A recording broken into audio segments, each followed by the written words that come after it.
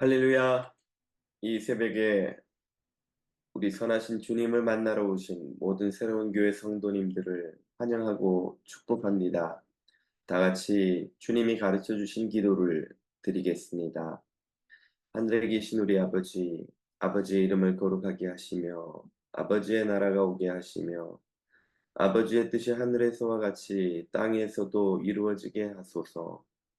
오늘 우리에게 일용할 양식을 주시고 우리가 우리에게 잘못한 사람을 용서하여 준 것 같이 우리 죄를 용서하여 주시고 우리를 시험에 빠지지 않게 하시고 악에서 구하소서.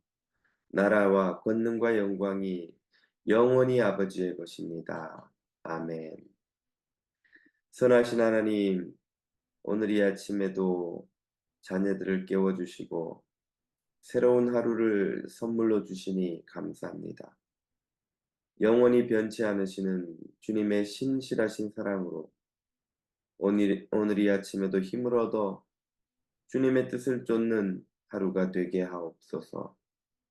예수님의 이름으로 기도드립니다. 아멘.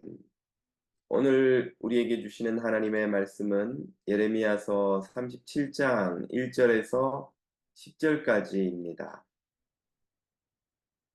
제 37장. 요시아의 아들 시드기야가 여호야김의 아들 고니야의 뒤를 이어 왕이 되었으니 이는 바벨론의 느부갓네살 왕이 그를 유다 땅의 왕으로 삼음이었더라.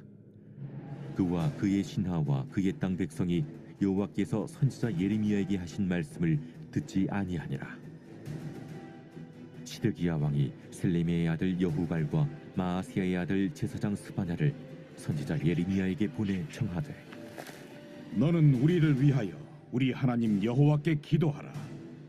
그때 예레미야가 갇히지 아니하였으므로 백성 가운데 출입하는 중이었더라. 바로의 군대가 애굽에서 나오매 예루살렘을 애워쌌던 갈대아인이 그 소문을 듣고 예루살렘에서 떠났더라. 여호와의 말씀이 선지자 예레미야에게 임하여 이르시되, 이스라엘의 하나님 여호와께서 이와 같이 말씀하시니라. 너희를 보내어 내게 구하게 한 유다의 왕에게 하리라. 너희를 도우려고 나왔던 바로의 군대는 자기 땅 애굽으로 돌아가겠고 갈대아인이 다시 와서 이 성을 쳐서 빼앗아 불사르리라. 여호와께서 이와 같이 말씀하시니라. 너희는 스스로 속여 말하기를 갈대아인이 반드시 우리를 떠나리라 하지 말라. 그들이 떠나지 아니하리라. 가령 너희가 너희를 치는 갈대아인의 온 군대를 쳐서 그 중에 부상자만 남긴다 할지라도 그들이 각기 장막에서 일어나 이 성을 불사르리라. 아멘. 오늘 본문은 시드기야 왕의 즉위 직후의 상황을 묘사합니다. 시드기야는 바벨론이 세운 꼭두각시 왕이었습니다. 그는 바벨론에 의해 세움을 받았지만 바벨론으로부터 독립하고자 하는 바람을 품고 있었습니다. 그는 꼭두각시 왕이 아니라 스스로의 힘으로 선 진짜 왕이 되고 싶었습니다. 애굽의 군대가 진군해 오고 일시적으로 바벨론이 물러나는 상황이 벌어지자 그는 여기에서 희망을 찾았습니다. 애굽에 의지하여 바벨론으로부터 해방될 수 있으리란 기대를 품었던 것입니다. 그러나 여호와 하나님은 예레미야를 통해 그것이 헛된 희망임을 일깨우셨습니다. 이스라엘의 기대와 달리 애굽은 결국 다시 물러갈 터이고 바벨론이 돌아와 오히려 이스라엘의 멸망을 앞당길 것이었습니다. 하나님은 이스라엘이 회개하고 돌이키기를 원하셨습니다. 그러나 이스라엘과 시드기야 왕은 여호와의 말씀을 듣고 돌이켜 회개하기보다 상황이 나아지기만을 바라고 기다리며 헛된 희망을 품고 있었던 것입니다. 사람은 항상 믿고 싶은 바를 믿습니다. 그리고 자신의 바람대로 될 것이란 믿음을 가집니다. 막연히 상황이 나아지리라고 바라고 또 그렇게 믿고 싶어 합니다. 이를 근거 없는 낙관론이라 할 것입니다. 이런 헛된 낙관론은 비관론보다 더욱 해롭습니다.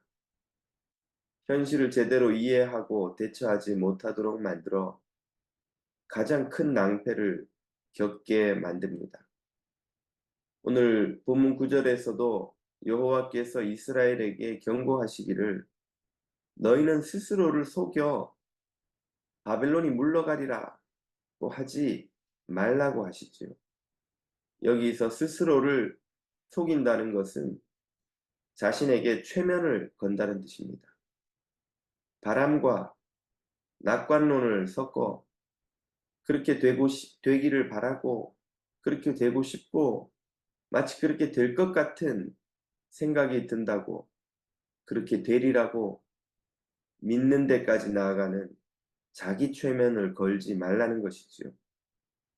미닝 테라피, 의미 치료라는 분야를 개척한 정신과 의사 빅터 프랑클은 자신의 유대인 수용소에서의 경험을 토대로 죽음의 수용소에서라는 책을 썼습니다.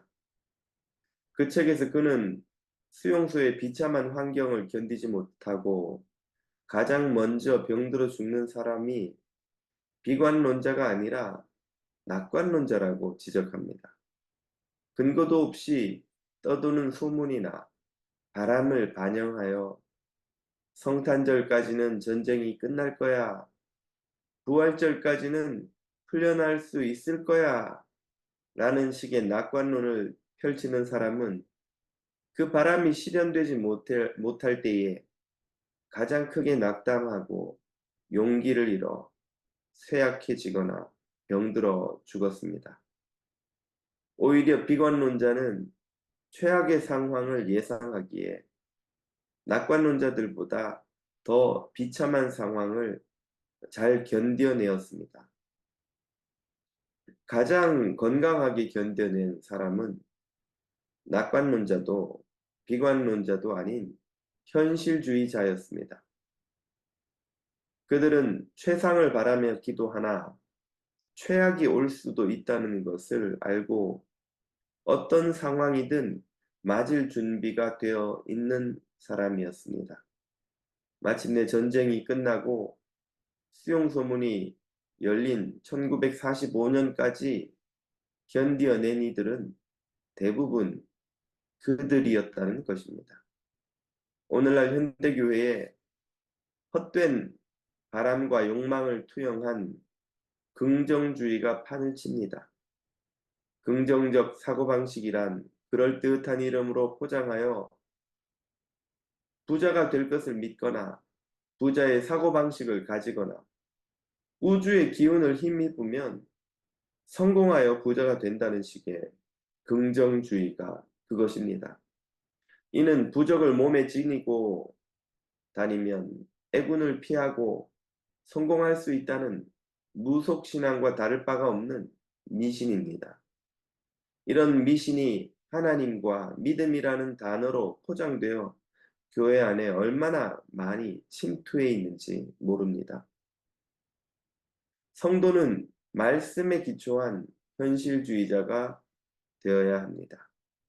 하나님은 우리의 헛된 탐욕을 위해서가 아니라 당신의 나라와 영광을 위하여 우리가 바라는 것을 허락하실 수도 우리의 바람과 달리 고난을 주실 수도 있습니다. 어느 경우든 하나님은 우리를 가장 좋은 길로 인도하시고 모든 것이 합력하여 선을 이루게 만드십니다. 그러므로 성도는 사도 바울처럼 고백하기를 나는 비천에 처할 줄도 알고 풍부에 처할 줄도 알아 모든 일, 곧 배부름과 배고픔과 풍부와 궁핍에도 처할 줄 아는 일체의 비결을 배웠노라. 고백할 수 있어야 합니다. 성도는 부유할 수도 있고 가난할 수도 있습니다. 자신이 바라는 대로 살 수도 있고 살지 못할 수도 있습니다.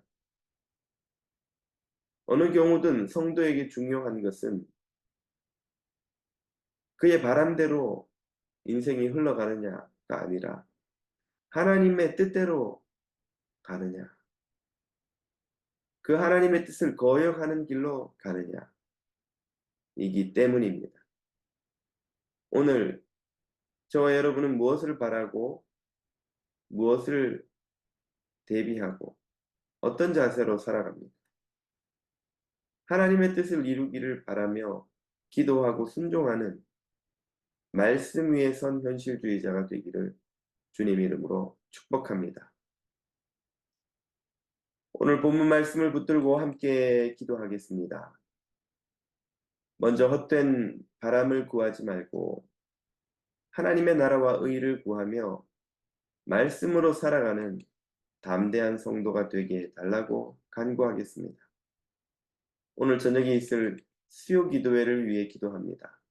또한 기도로 교회와 성도와 이 시대를 섬기는 중보기도부 사역을 위해 기도합니다.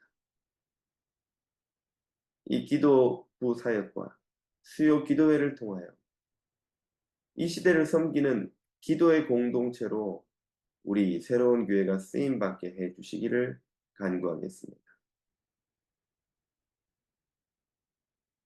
이런 제목으로 다 같이 기도드리며 주님 앞으로 나아갑니다.